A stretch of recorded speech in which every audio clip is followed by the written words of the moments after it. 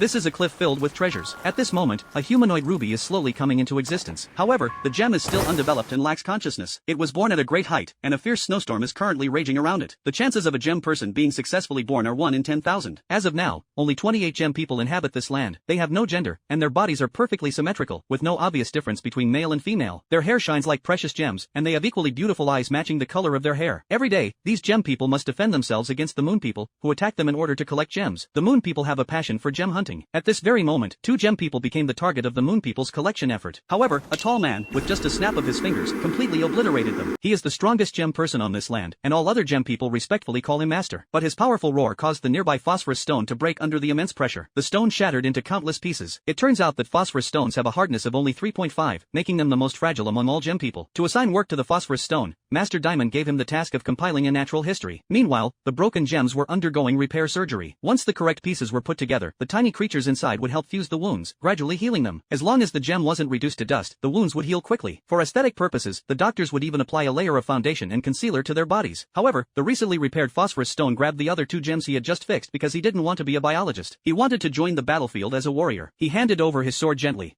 Is what you probably thought I would say! But that's really heavy!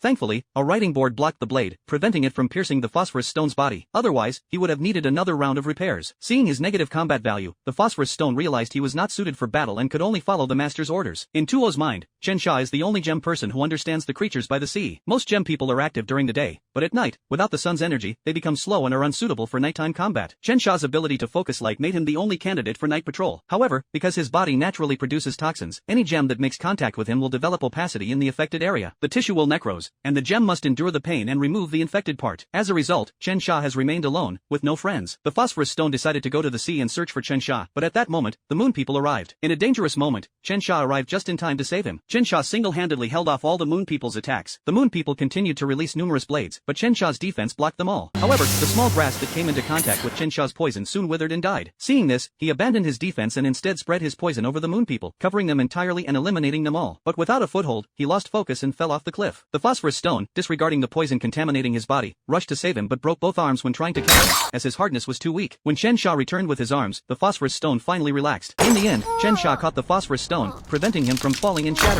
However, Chen Sha's own hands were broken in the process. It turns out, he is the most fragile among all gem people, with a hardness of only 2.0.